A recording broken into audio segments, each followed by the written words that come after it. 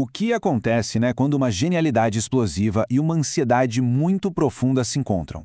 É sobre isso que vamos falar hoje. Vamos mergulhar num período de 100 anos, ali de 1847 a 1947, que foi definido por esse paradoxo poderoso. De um lado, uma criatividade que simplesmente transformou a arte, a ciência, a cultura, e do outro, uma insegurança constante que nasceu de séculos de perseguição. Olha, essa frase do compositor Gustav Mahler, nossa, ela captura a essência de tudo isso. A ideia de que uma desvantagem te obriga a um esforço sobre-humano, não só para sobreviver, mas para se destacar. E essa luta, essa tensão, acabou se tornando a força motriz por trás de um século de história. Então, para começar, vamos dar uma olhada em como esse paradoxo se manifestava na prática. Porque não era só uma ideia abstrata, sabe? Era uma realidade vivida que se desenrolou nos negócios, na arte, na política e de maneiras bem surpreendentes. Essa realidade, por exemplo, acaba com aquela ideia antiga de um suposto gênio judaico para o dinheiro. Peguemos o caso de Helena Rubinstein e Elizabeth Arden. As duas construíram impérios de beleza com exatamente o mesmo talento para negócios. A diferença? Rubinstein era uma imigrante judia, Arden não. E enquanto a Arden investia em cavalos de corrida, a Rubinstein investia em arte moderna. Essa comparação mostra algo fundamental. O ponto-chave é que não se tratava de DNA, mas sim de experiência. Séculos vivendo como estrangeiros, com aquela necessidade constante de se adaptar, de inovar, isso forjou um jeito diferente de ver o mundo. Uma perspectiva que, no fim das contas, se mostrou incrivelmente poderosa e criativa. A carreira de Benjamin Disraeli é o exemplo perfeito disso. Ele era um forasteiro em todos os sentidos. Extravagante, espirituoso, de origem judaica, num parlamento britânico super rígido. E mesmo assim, ele chegou ao topo. E quando chegou lá, usou seu poder para desafiar o sistema. Quando o parlamento discutiu se os judeus podiam prestar juramento com base na sua própria fé, Disraeli, indo contra o próprio partido, defendeu a causa. Ele lembrou aos colegas que o cristianismo devia sua existência ao judaísmo. Ele era, literalmente, o paradoxo em pessoa. Mas essa dinâmica de gênio e ansiedade não mudou só o mundo exterior, não. Ela remodelou o mundo interior da cultura e da própria fé. Isso gerou debates e criações que definem a modernidade até hoje. A contribuição para a cultura foi imensa. Pensa, por exemplo, em Marcel Proust. Ele mergulhou nas profundezas da memória e do tempo, mudando para sempre o jeito que a literatura explora a consciência humana. Ou então, Franz Kafka.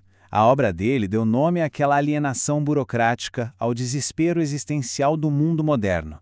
A palavra kafkiano entrou no nosso vocabulário por um motivo muito, muito real. E claro, Sigmund Freud. Ele basicamente mapeou o inconsciente e deu pra gente uma linguagem completamente nova para entender a mente humana, com todos os seus desejos e medos mais profundos. E por fim, Albert Einstein. Com sua genialidade, ele simplesmente redefiniu nossa compreensão do universo, do tempo, do espaço. A escala da influência que essa perspectiva de estrangeiro gerou foi francamente monumental. Só que a ansiedade da modernidade também causou uma divisão interna. De um lado, o movimento reformista queria adaptar o judaísmo aos novos tempos. Do outro, uma reação ortodoxa, ferrenha, liderada por Moses Sofer, que chegou a declarar qualquer coisa nova e proibida pela Torá. E ali no meio, surgiram figuras como Samson Raphael Hirsch, tentando criar uma ponte com sua filosofia de Torá com cultura. Foi uma verdadeira batalha de ideias sobre a identidade judaica no mundo moderno. Mas essa ansiedade toda tinha um lado muito, muito mais sombrio. O mesmo mundo que produziu tanta genialidade também deu origem a uma ideologia que queria aniquilar tudo isso de forma sistemática. 15. O que será que 15 homens, metade deles com doutorado universitário, poderiam decidir numa bela vila à beira de um lago num dia de inverno? A resposta é de arrepiar. Na conferência de Wannsee, esses homens altamente educados não se reuniram para criar, mas para destruir. O objetivo era coordenar a logística do Holocausto. A solução final foi o ápice da ansiedade transformada em ódio industrializado. Diante de um horror tão organizado, tão burocrático, a gente pode se sentir impotente, né? Mas tem um ditado antigo que nos lembra do contrário, do poder imenso que uma única pessoa pode ter para fazer o bem.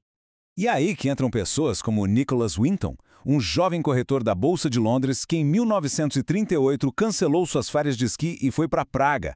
Lá ele montou uma operação improvisada num quarto de hotel e praticamente sozinho organizou o resgate de 669 crianças, a maioria judias, antes que os nazistas fechassem as fronteiras. Um único indivíduo contra um império de ódio. E mesmo depois de uma catástrofe de uma magnitude dessas, o paradoxo do gênio e da ansiedade não foi destruído. Ele foi, digamos, reconfigurado, dando origem a novas e poderosas formas de renascimento e a perguntas que ecoam até hoje. Olha só o caso de Eliezer Ben Yehuda. Ele pegou para si uma tarefa que parecia impossível: reviver o hebraico como uma língua falada no dia a dia. Era uma língua antiga, sagrada, mas morta na prática. Ele teve que inventar palavras para tudo, que criar o primeiro falante nativo em 2 milênios, que foi o próprio filho dele, e convencer toda uma comunidade a seguir essa ideia. E ele conseguiu. Foi um ato monumental de renascimento linguístico e nacional. Mas também existiu outro caminho. Lá de sua sede em Nova York, o Rebbe Menachem Mendel Schneerson liderou um renascimento diferente, um projeto espiritual e global. Ele transformou o movimento Chabad Lubavitch, um grupo racídico que tinha sido devastado pelo Holocausto, numa força mundial, enviando emissários para todos os cantos do planeta para reacender a vida judaica com uma mensagem de inclusão e alegria. E tudo isso nos traz a pergunta final. Essa tensão que impulsionou um século de história, esse paradoxo de genialidade e ansiedade, será que ele simplesmente desapareceu ou ele só continua se transformando? A imagem que encerra essa análise é incrivelmente poderosa. Numa livraria no coração do Estado judeu, a questão judaica, aquele debate de séculos sobre o lugar do povo judeu no mundo, ainda é um título de livro em várias línguas. Isso sugere que a busca por respostas, essa dança entre a genialidade criativa e a ansiedade existencial, ela continua. A história não acabou, ela simplesmente entrou num novo capítulo, deixando a gente pensando em como esse paradoxo continua a moldar o nosso mundo.